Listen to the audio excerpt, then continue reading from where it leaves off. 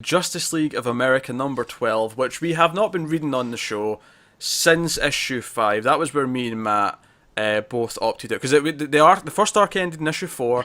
We didn't like it at all. And we said, we'll see what the next arc's like. And we came back for issue 5. We thought it was more the same. We opted out. And it was actually Matt who was like, oh, they're doing this microverse arc where they're going to get Ray Palmer. I want to read this. And I was like, okay, maybe I'll read it as well. And I went all in. I said, you know what? It's only 6 issues to catch up. I'm going to see what the rest of it was like. Because, sometimes, kind of like with Aquaman, where I was getting a little bit tedious reading it at the time, it read better as a bulk read, where I could just go through the issues one by one. Aquaman is much better than this book. I'll say that right away.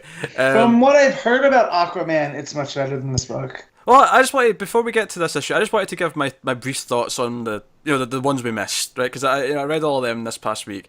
The arc we left out on was only 2 issues long, so the issue 6, the one after we left, was also shit, like just outright shit. And then it did get better after that. Not amazing, but it did get a bit, because it stopped being just the mindless fighting for constant issues at a time. It focused in on some smaller things. The story wasn't great, but it was a chance to breathe a little bit. It was doing a little bit of Killer Frost stuff. It was doing a little bit of this and that. It felt like there was different plots going in an ensemble book, kind of like it should. Not amazing, but definitely not as tedious to read. I wasn't dreading it after it got a little bit better. That said, though, the last issue before this one, the last little 2-issue arc, I didn't like that much. It felt I wasn't into it. Again, it felt like it keeps pulling out these weird villains that I'm not interested in. And issue 11, the one before this, I honestly, when I read it, it was more of a right. I just want to get through this last one so I can read the new one, and I kind of just skimmed it more than I actually read it properly.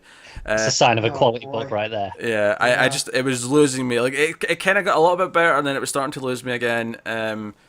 And then this issue, the new issue, the start of this arc, which obviously Matt has read as well. I think you put it very well, Matt, when you said that Choi in this, the new Atom, he is an exposition machine, and all he does in this book is constantly tell us new things and explain things. Yep. So this is good. So that means that in all the build-up, you had no shrinking ship whatsoever. Nope. This is something that was seeded throughout. None of that. The only thing that happened in the last issue is that he was looking for where Ray was. He wanted to get back to that, and the issue ended with him getting a notification on his computer, it pinged him, and he woke up and he was like, "Oh shit, I found him!" And that was the cliffhanger at the end of the last issue. That was the extent of the setup. So, DC, if you're listening to this, just give us a Ryan Choi book. DC. Just give us a Ryan Choi book. Just please, because I'm interested in what's going on with Palmer, but the rest of this, I was instantly reminded why I didn't like what was going on. Because Orlando, I touched on this in Supergirl, he's 2 different people when he writes. For as good as Supergirl was, this was the complete inverse. I hated this. And I skimmed it again just to make sure I wasn't I was at work when I read it. I wasn't in the wrong mind, headspace. I wasn't negative flashing it. And no, it was just as bad at home. Yeah. And I don't get it. I don't understand how it can be so bad. It's rough, and it's not even I don't, because it's not the worst thing ever. It's not as bad as, say, I don't know, Hitch's Justice League, right? It's not quite as bad as that. Right. But it's really frustrating because, honestly, everything plot-wise that happens in this, I feel like I should be enjoying. The whole idea that Atom's building this ship that takes, most of them, he leaves Vixen and Canary behind. He leaves them behind to deal with... And the Ray, because they need some heavy hitter. Which, by the way, the Ray, no longer living light. He's actually a fully human, which, that was new to me. Didn't care that much, but... Oh, yeah, he turns it on and off. He does that. Yeah. So that's cool. That's a little bit of development that I like seeing. First, I was confused who he was, and then when they called hm Ray, I was like, "Oh yeah, he's the hero where his name's his code name." Yeah, cool. Yeah. Well, you put the in front of it. Now it's his superhero name. So you take the most interesting members of the team and leave them away. The ones whose powers could come into effect, and help out. And instead you give us Batman, Lobo, Frost, and Ryan Choi, Hey, Frost is and okay. a shrink. Frost is fine. I don't have the connection to her. Like, And even like, Canary. Like, Canary would have been fine. I just like them shrinking down, them getting this mission. It feels like it should be exciting, and it never really does because it's just him standing around with exposition, and then they go, and I'm like, I feel like I could have had a whole issue with them like designing this ship. Like this could have been an issue of them like figuring this shit out and making it feel difficult instead of it just happening.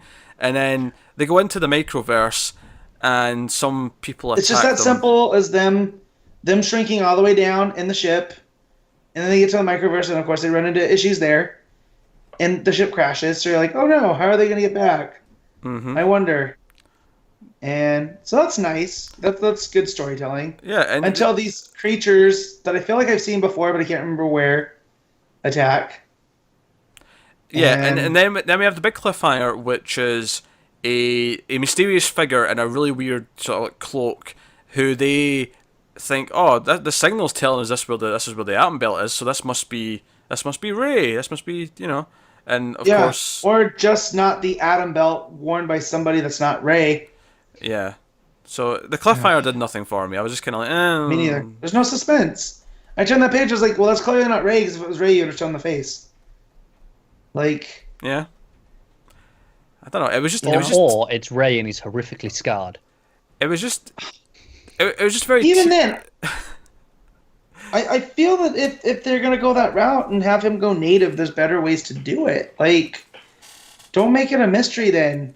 Yeah. Like, if you want to make him Colonel Kurtz going up the river, then yeah, he's been in the microverse too long, and it felt like a chore to read, and I feel like I was excited about this book when they announced it, and we liked most of those one shots before it started, and I think that's really shown maybe Orlando's strength is that he's typically much better at just a single character. When he focuses on one character and just let's just do them, and maybe they're villain, so they've got their antagonist, but like this team book has been really rough, and to the point where I jumped on because I thought, oh, we'll read this arc to see what it does, and I don't even know if I want to read the next one.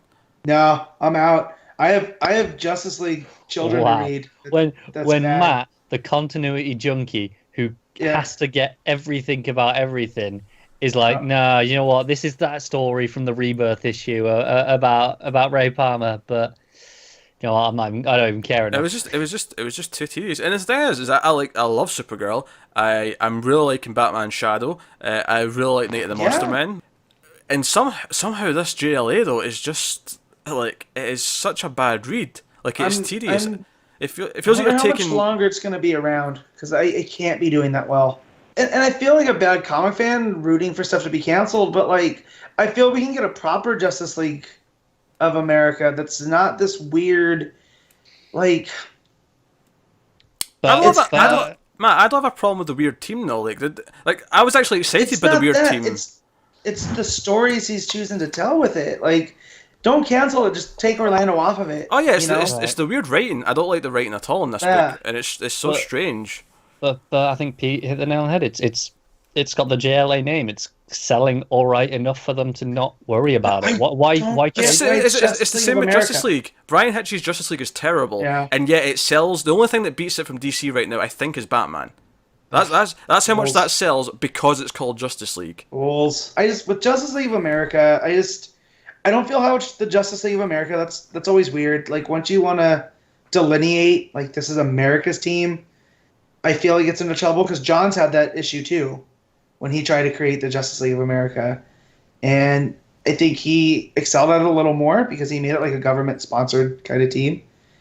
But I feel like this book doesn't know what it wants to be. It doesn't know if it wants to be a sci-fi book or a superhero book. Yeah, the name also made sense with that JLA because it was, like you say, government-sponsored. It felt like that's what the whole point was. But even that felt like this weird whimper of a thing where it only lasted like 2 trades, and then now it's United, and that had some fun stories in it. But it felt like this weird thing where I don't think they've really justified, at least since the start of the New 52, having a second Justice League book. They really haven't. Yeah. It's a shame though, because we didn't like Justice League and we thought, oh, JLA, that should be good. And then it's not, and it's like, well, now we have 2 bad Justice League books. Why do we have 2 bad Justice League books? Did they ever actually explain why this one's called JLA?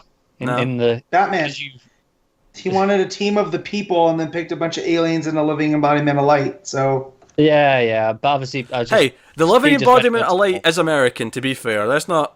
that's true, but he's not human. That was always a thing. Like Batman's whole, he wanted a more human league, and Matt, Vixen and Canary. Yeah, But you said this every single issue we reviewed back when it started, Matt. I remember hearing this every single 2 weeks. it was And then you get to but Lobo. yeah. Yeah, you're It's not just- wrong. But no, it's weird that in a week where Supergirl maybe has one of its best issues of the run so far, that this is like just borderline Orlando can't do teams, can he? borderline unreadable.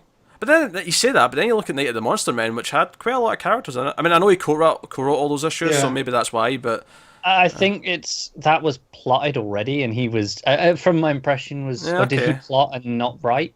Was it the other way around? I think he was the one. They traded off because he worked with King on it.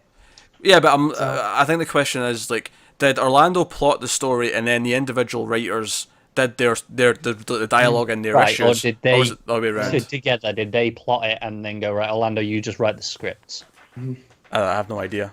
I would guess the former, but I really am not that sure. I feel like maybe, because I think even what you've been saying about JLA here, like there's some good ideas for the story. Like, you know, when you look at this as a story going, oh yeah, we're going in the microverse, this should be good. So if he plots Night of the Monster Men, that's fine, but then you don't have any clunky team dialogue because the individual writers can do it. It's King who's been writing Batman, it's Tynion who's been writing Detective, it's Seeley who's been writing Nightwing. Yeah. So frustrating as hell, and as much as the whole point of this was, let's jump back on and maybe we'll read the whole arc of this microverse thing, I don't think either of us want to remotely. So. I've made a huge mistake. Throw up a Job face. Pete, do you feel like you wasted your time really reading those other 6 issues as well? A little bit. And you know what, I didn't at first, because when I got to 7 it started to get a little bit better. I was like, maybe this is where it starts to, incline up, and I was like, I'll start to find its feet and I'll start to feel better. And I did for like 2 issues, and then it just immediately started to go back into its ways.